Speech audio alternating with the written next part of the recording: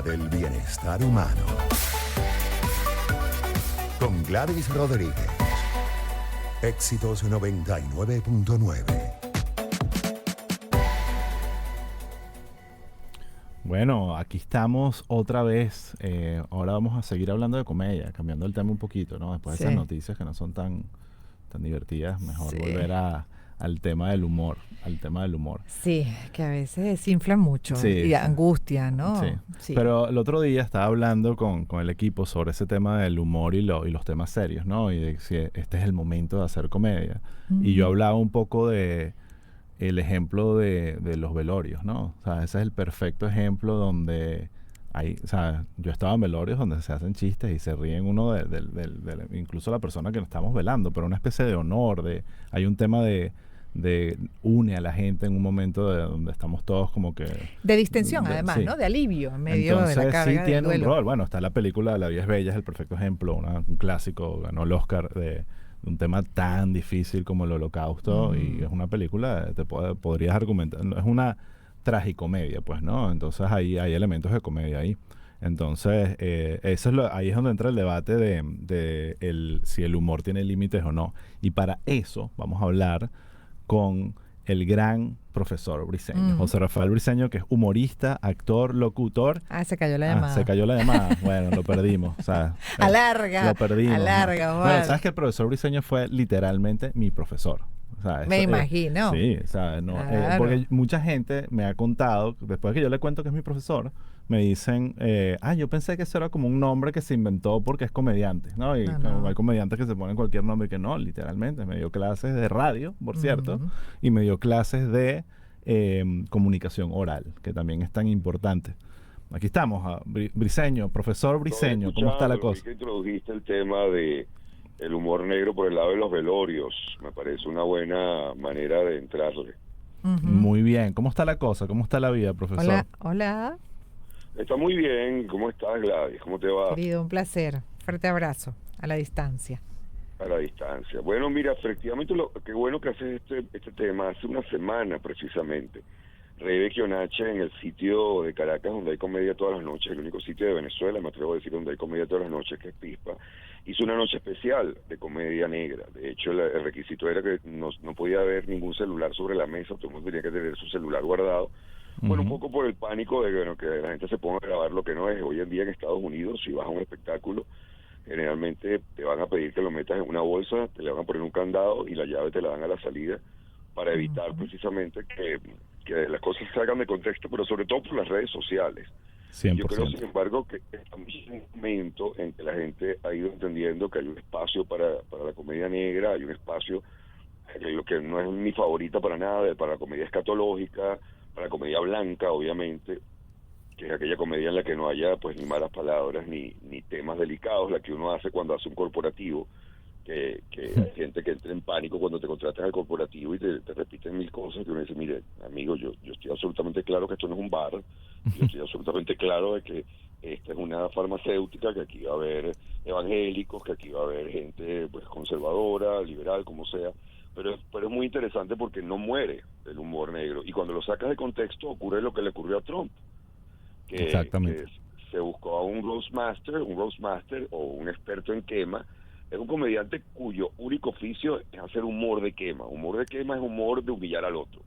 Sí. En Estados Unidos hay, me atrevo a decir, 2 o 3 roastmasters, pero Kill Tony es uno de los espacios de comedia dedicados absolutamente a eso. Es que no sepa lo que se está metiendo y entra un Kill Tony, pues queda loco, absolutamente. Exactamente. Ahora, si uno ve a ese comediante en el roast de Tom Brady, en la despedida, si se quiere, del fútbol de Tom Brady, fue brillante. O sea, fue, de verdad, fue un momento que fue lo que lo catapultó realmente a otros niveles de que lo conociera más gente que los comediantes. Pero lo colocas en un contexto de un mitin político y esos mismos chistes que él hace allí, que en Kill Tony hubieran sido geniales, bueno, pues quedan completamente fuera de lugar. Entonces yo creo que lo primero que hay que entender es que hay un lugar para todo, pero no hay hay un lema que los comediantes tenemos, que es que no debería haber un límite para nada. Hay formas de abordar temas. Tú no puedes echar broma. A ver, te voy a dar el ejemplo de clase que yo decía, yo no voy a echar broma con un paciente con cáncer porque yo no voy a golpear hacia abajo.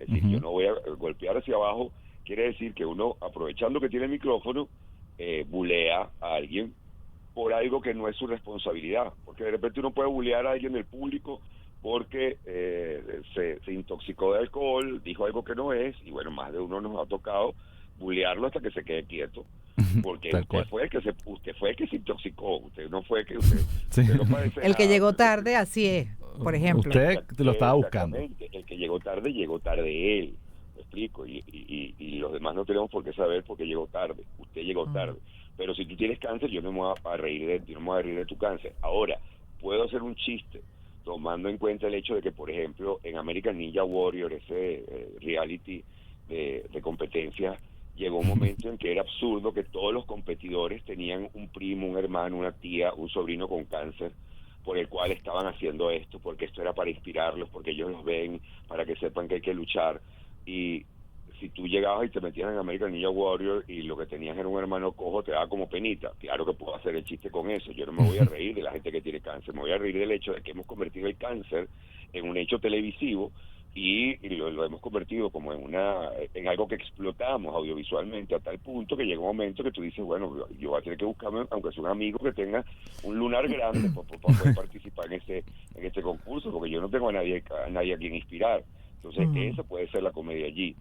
Pero sí, es particularmente útil el humor negro, sobre todo cuando hay temas tabús que impone o el poder o una moral falsa. Ahí es donde el humor negro cumple una función bellísima, porque tal cual.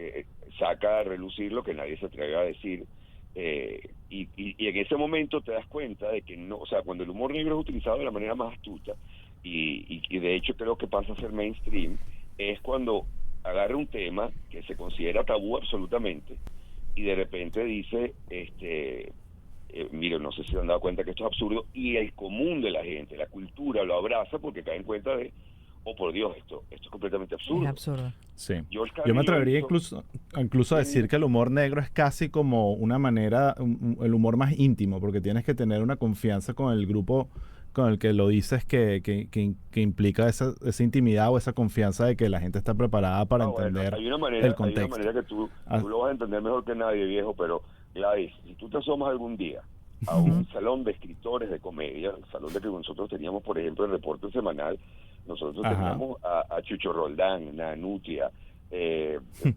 Estefanía, Daniel, o sea, eran puros cuartos bates allí. Cris Andrade.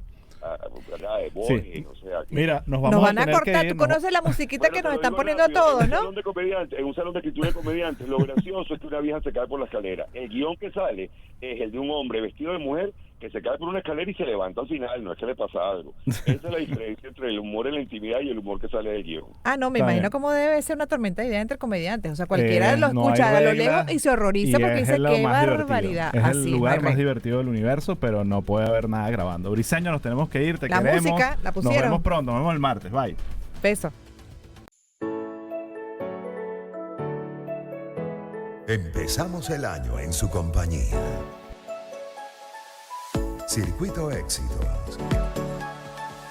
Caracas, Maracay, Puerto La Cruz, Puerto Ordaz, Barquisimeto, El Vigía, Guarenas, Guatire, Mérida,